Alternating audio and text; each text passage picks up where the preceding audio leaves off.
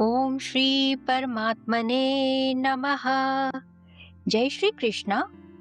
फिर से स्वागत है आप सबका गीता डिकोडेड विद अन्नपूर्णा में। पिछले एपिसोड में हमने देखा कि ये सिर्फ एक राज्य के लिए युद्ध नहीं है, बल्कि धर्म और अधर्म के संघर्ष का युद्ध है। हमने देखा किस प्रकार अर्जुन धृतराष्ट्र के पुत्रों को देखकर वीरता में आकर युद्ध के लिए गांडीव धनुष उठाते हैं, लेकिन जैसे ही उनकी नजर अपने स्वजनों पर पड़ती है, उनका शरीर शिथिल हो जाता है, मन भ्रमित हो जाता है और हाथ से धनुष गिरने लगता है। कुरुक्षेत्र के मैदान में दो महान सेनाएं आमने सामने खड़ी हैं। युद्ध प्रारंभ के शंख बज चुके हैं, तलवारें चमक रही हैं, घोड़े बेचैन खड़े हैं, योद्धा अपने मोर्चों पर खड़े हैं। अर्जुन और श्री कृष्ण दोनों सेनाओं के बीच अपने रथ में खड़े हैं, लेकिन उस समय एक ऐसा पल आता है जहां अर्जुन का शरीर तो वॉरियर का है, पर उसका मन अंदर से टूटने और घबराने लगता है, फुल ऑफ एंजाइटी। आज हम उसी पल को समझेंगे। देखते हैं आज 31 से 47 श्लोकों में क्या होने वाला है। चलिए शुरुआत करते हैं 31वें श्लोक से। निमित्तानि च पश्यामि विपरीतानि केशव, न च श्रेयोऽनुपश्यामि हत्वा स्वजनमाहवे।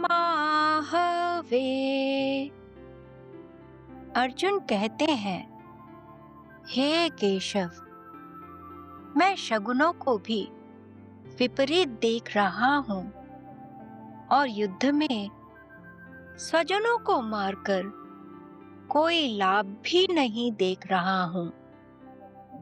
अर्जुन बैटलफील्ड में खड़े हैं, लेकिन उनकी नजर विजय पर नहीं है। उनकी नजर जा रही है भीष्म पितामह पर, द्रोणाचार्य पर, अपने भाइयों पर, और उनका दिल कह रहा है, कृष्ण, मुझे सब कुछ गलत होता हुआ दिख रहा है। अंदर के डिस्टर्ब्ड मन का प्रभाव ज्यादा है। जब मन मोह से भर जाता है तो दुनिया भी उल्टी दिखने लगती है। कभी कभी जब हम टेंशन या इमोशनल स्ट्रेस में होते हैं तो हमें हर सिचुएशन नेगेटिव ही लगने लगती है। 32वां श्लोक। न कांक्षे विजयं कृष्ण न च राज्यं सुखानि च, किं नो राज्येन गोविन्द किं भोगैर्जीवितेन वा।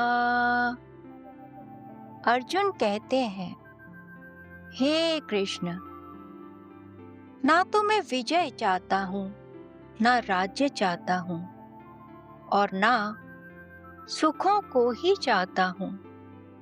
हे गोविंद, हम लोगों को राज्य से क्या लाभ, भोगों से क्या लाभ, अथवा जीने से भी क्या लाभ?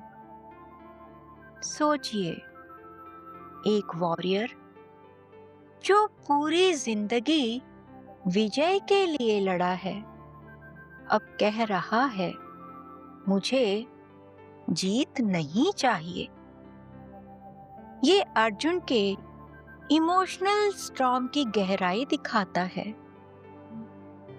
वे सोच रहे हैं कि ये विजय, राज्य और भोग तभी सुख दे सकते हैं जब भीतर इनकी कामना और महत्व हो। बिना कुटुंब के तो ये केवल शोक और चिंता बढ़ाने वाले होंगे।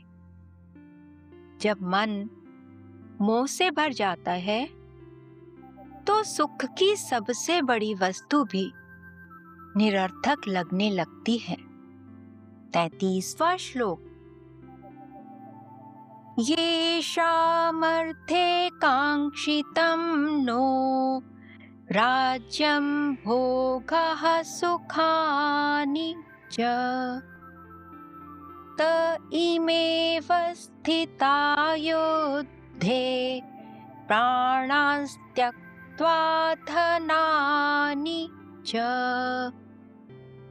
जिनके लिए हमारी राज्य, भोग और सुख की इच्छा है, वे ही ये सब अपने प्राणों की और धन की आशा का त्याग करके युद्ध में खड़े हैं। अर्जुन सोच रहे हैं कि जिनके लिए मैं जीतना चाहता था, अगर वही लोग ना रहें तो जीत का क्या मतलब? आज भी कई लोग लाइफ में सक्सेस पाने के बाद रियलाइज करते हैं कि अगर रिलेशंस टूट जाएं तो सक्सेस भी अधूरा लगता है। 34वां श्लोक। आचार्याः पितरः पुत्रास् तथैव च पितामहः मातुलः श्वशुरः पौत्रः श्यालाः संबंधिनस्तथा। आचार्य, पिता, पुत्र और उसी प्रकार पितामह, मामा, ससुर, पौत्र, साले तथा अन्य जितने भी संबंधी हैं। 35वां श्लोक। एतान्न हन्तुमिच्छामि न तोऽपि मधुसूदन अपि त्रैलोक्यराज्यस्य हेतोः किं नु मही कृते। मुझ पर प्रहार करने पर भी मैं इनको मारना नहीं चाहता, और हे मधुसूदन, मुझे त्रिलोकी का राज्य मिलता हो तो भी मैं इनको मारना नहीं चाहता। फिर पृथ्वी के लिए तो मैं इनको मारूं ही क्या?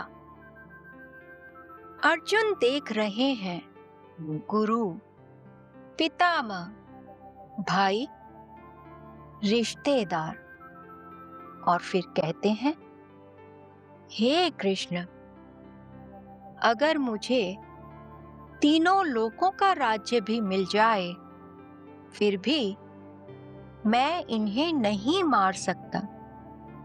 उन्हें लग रहा है कि मेरे इन संबंधियों की तो मुझे सेवा और पालन पोषण करना चाहिए। अगर ये सेल्फिश और ग्रीडी रिलेटिव्स मुझे मारना भी चाहे तो भी मैं इन्हें मारने की बजाय मरना ही प्रिफर करूंगा। यहाँ करुणा और मोह की फीलिंग्स मिक्स हो रही है। करुणा पवित्र है, पर मोह बुद्धि को कंफ्यूज कर देता है। 36वां श्लोक। निहत्य धार्तराष्ट्रान्नः का प्रीतिः स्यात् जनार्दन पापमेवाश्रयेदस्मान्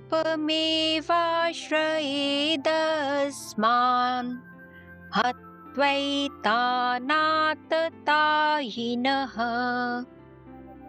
हे जनार्दन, इन धृतराष्ट्र संबंधियों को मारकर हम लोगों को क्या प्रसन्नता होगी? इन आतताइयों को मारने से तो हमें पाप ही लगेगा।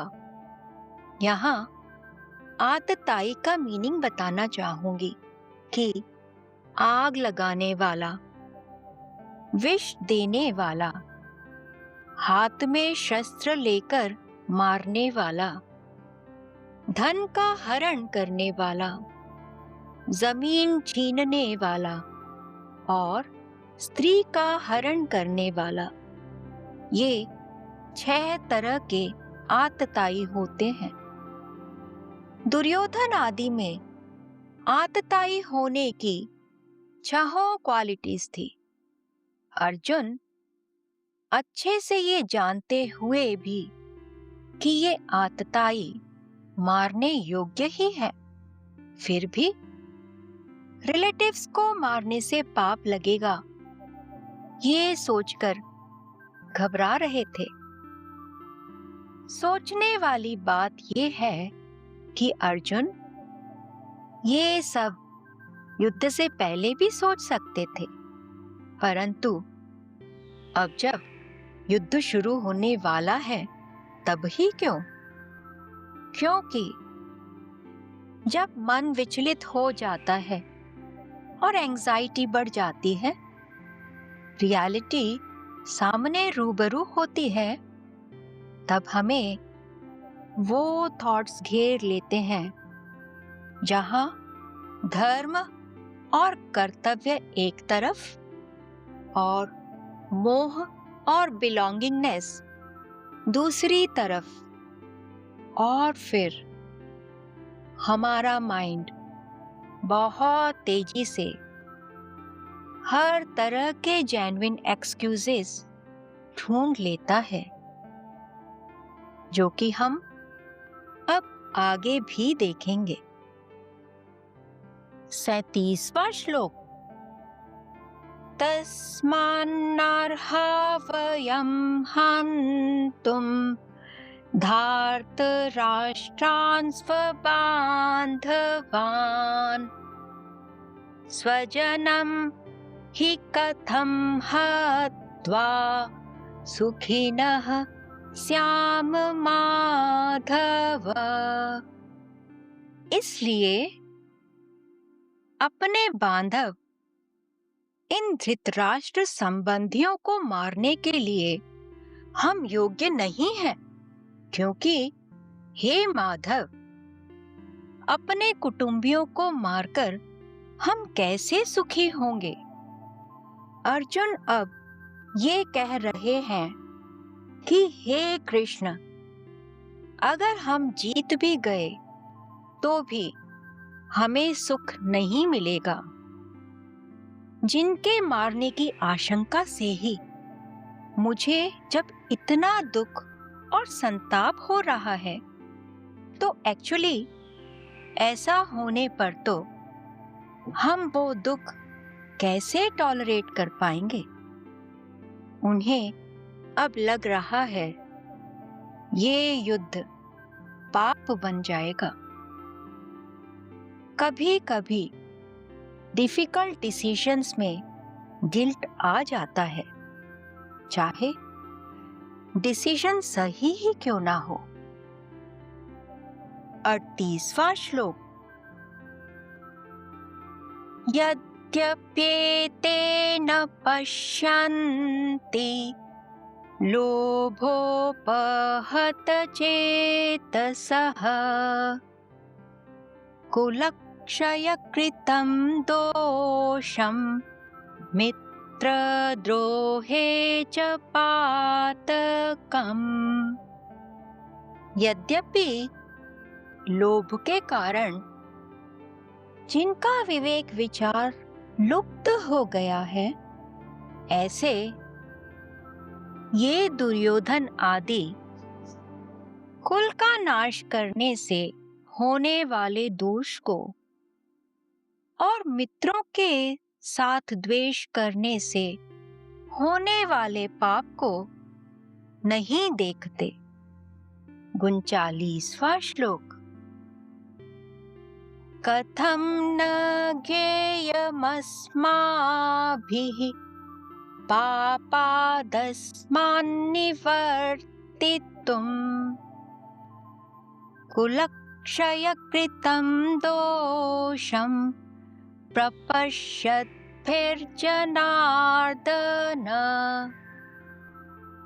तो भी हे जनार्दन, कुल का नाश करने से होने वाले दोष को ठीक ठीक जानने वाले हम लोग इस पाप से निवृत्त होने का विचार क्यों ना करें?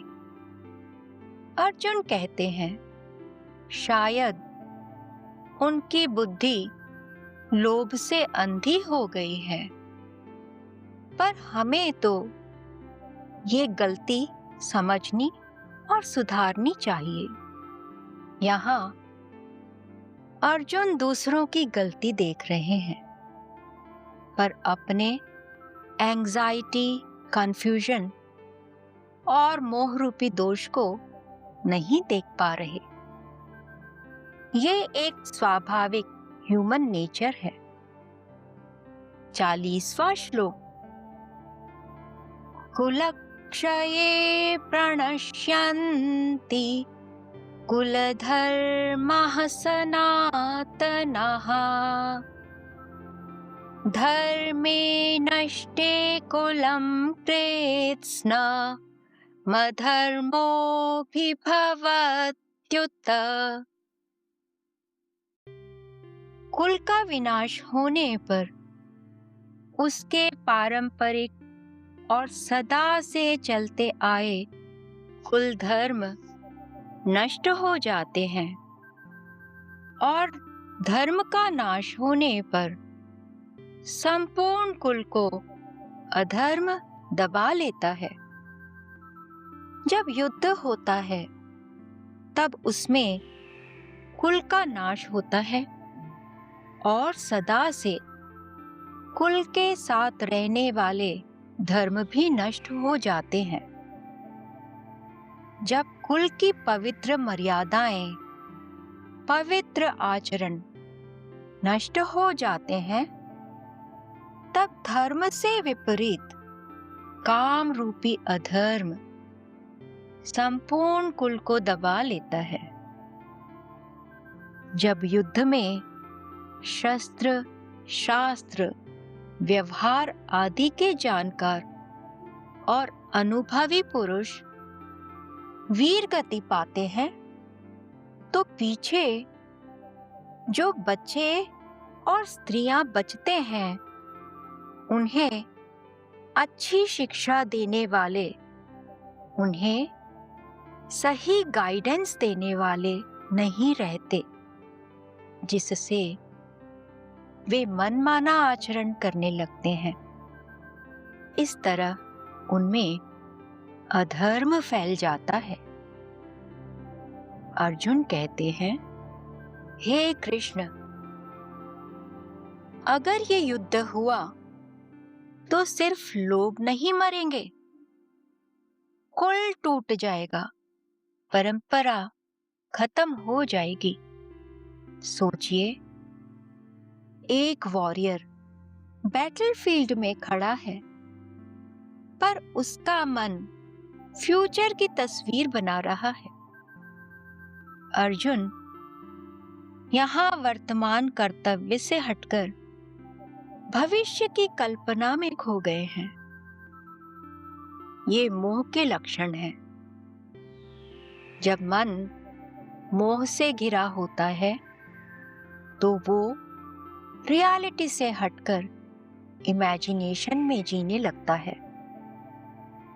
आज भी हम जब स्ट्रेस में होते हैं तो हम एक छोटी प्रॉब्लम से सीधा सब खत्म हो जाएगा तक पहुंच जाते हैं। ये माइंड का नेचुरल पैटर्न है। 41वां श्लोक। अधर्माभिभवात् कृष्ण प्रदुष्यन्ति कुलस्त्रियः स्त्रीषु दुष्टासु वार्ष्णेय जायते वर्णसंकरः। हे कृष्ण, अधर्म के अधिक बढ़ जाने से कुल की स्त्रियों की मर्यादा बिगड़ जाती है और हे वार्ष्णेय, स्त्रियों के दूषित होने पर वर्ण संकर पैदा हो जाते हैं। उससे सामाजिक व्यवस्था डिस्टर्ब हो जाती है। परस्पर विरुद्ध धर्मों को मिक्स करने से जो बनता है उसे संकर कहते हैं। जब कर्तव्य का पालन नहीं होता तब धर्म संकर, वर्ण संकर, जाति संकर, कुल संकर, वेश संकर, भाषा संकर, आहार संकर आदि अनेक संकर दोष आ जाते हैं।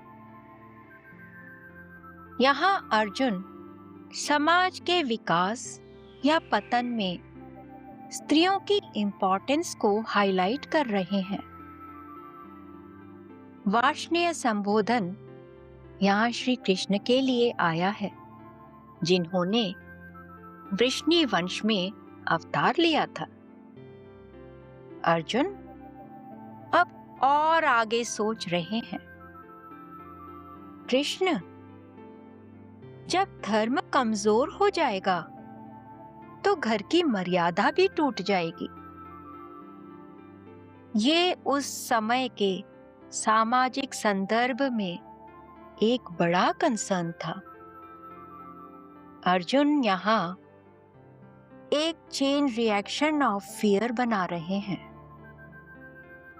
एक सोच से दूसरी, दूसरी से तीसरी और धीरे धीरे मन एक नेगेटिव स्पाइरल में चला जाता है। आज भी जब हम ओवरथिंक करते हैं तो एक छोटी सी बात से 10 और प्रॉब्लम्स इमेजिन कर लेते हैं। 42वां श्लोक। संकरो नरकायैव कुलज्ञानाकुलस्य च पतन्ति पितरो येषां लुप्तपिण्डोदकक्रियाः।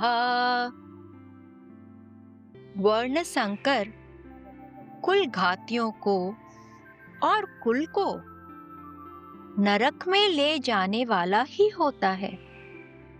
श्राद्ध और तर्पण ना मिलने से इन कुल घातियों के पितर भी अपने स्थान से गिर जाते हैं।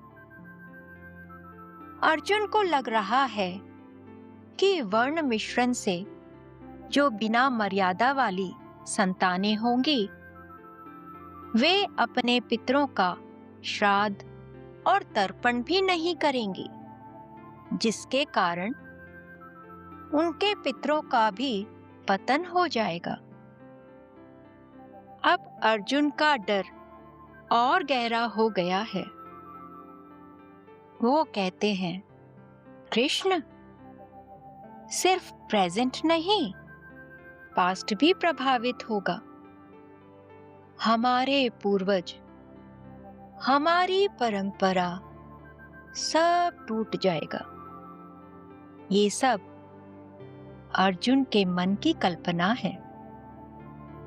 वो कर्तव्य से हटकर इमोशनल इमेजिनेशन में खो गए हैं।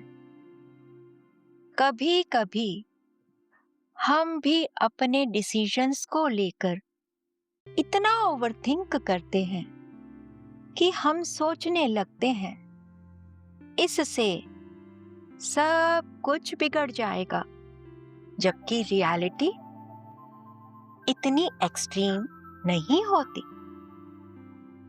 43वां श्लोक। दोषैरेतैः कुलग्नानां वर्णसंकरकारकैः उत्साद्यन्ते जातिधर्माः कुलधर्माश्च शाश्वताः। इन वर्ण संकर पैदा करने वाले दोषों से कुल घातियों के सदा से चलते आए कुल धर्म और जाति धर्म नष्ट हो जाते हैं। किसी जाति में एक कुल की जो अपनी परंपराएं, मर्यादाएं और आचरण होते हैं, वे कुल धर्म कहलाते हैं। और एक जाति के संपूर्ण कुलों को लेकर जो धर्म होता है, वो जाति धर्म कहलाता है। और अब अर्जुन अपनी बात को कंक्लूड करते हैं। कृष्ण, अगर ये सब हुआ तो सिर्फ एक परिवार नहीं, पूरी सामाजिक व्यवस्था टूट जाएगी। उनके मन में एक ही बात घूम रही है, ये युद्ध सब कुछ बर्बाद कर देगा। ये सब सुनने में लॉजिकल लगता है, लेकिन ये कर्तव्य से दूर ले जाने वाला लॉजिक है। कभी कभी माइंड बहुत इंटेलिजेंट रीजनिंग देता है, पर वो हमें सच से दूर ले जा रहा होता है।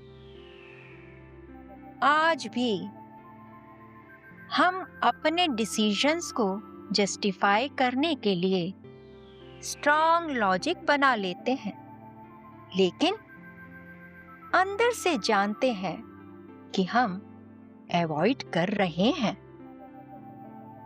44वां श्लोक। उत्सन्न कुल धर्माणां मनुष्याणां जनार्दन नरके नियतं वासो भवत्येतानुशुश्रुमा। हे जनार्दन, जिनके कुल धर्म नष्ट हो जाते हैं, उन मनुष्यों का बहुत काल तक नरकों में वास होता है, ऐसा हम सुनते आए हैं।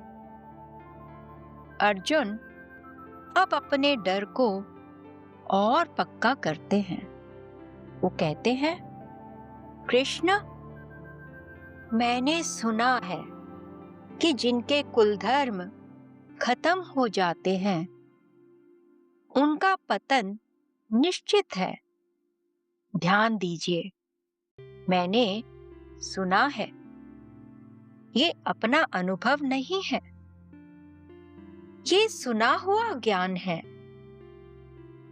अर्जुन यहाँ अपनी बुद्धि से नहीं, सुनी सुनाई बातों से सोच रहे हैं।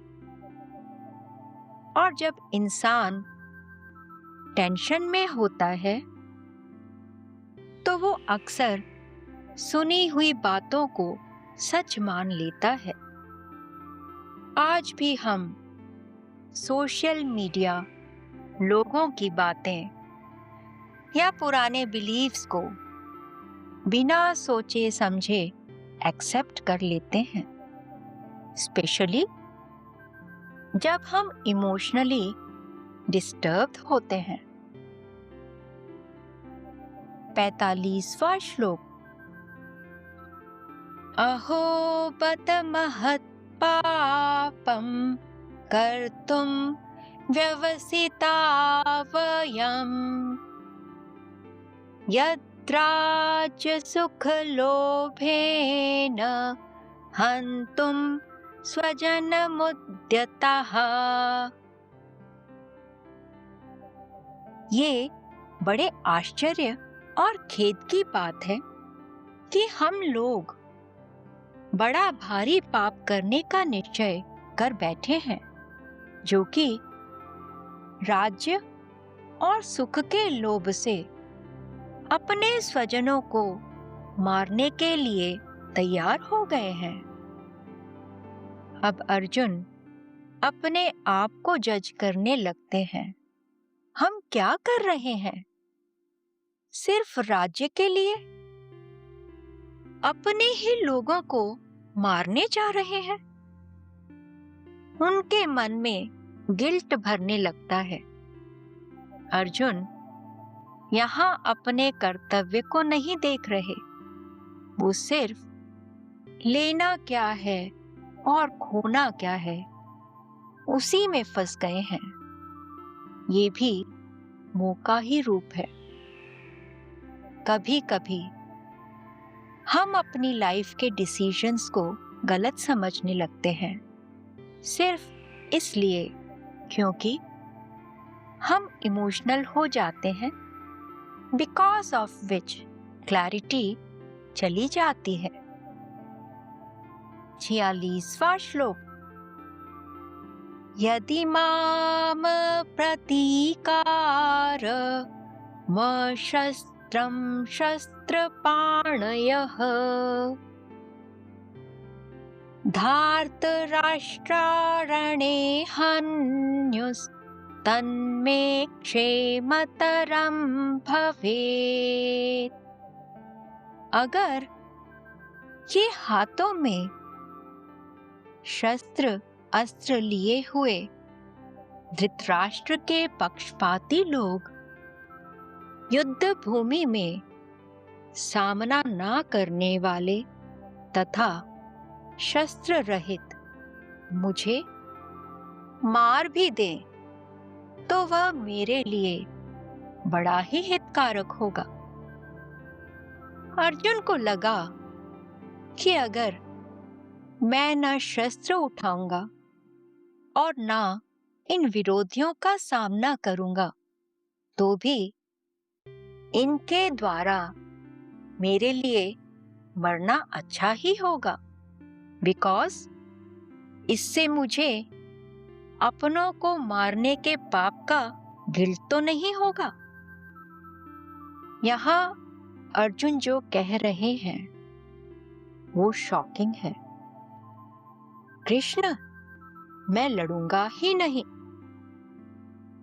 अगर वो मुझे बिना लड़े मार दे तो भी ठीक है।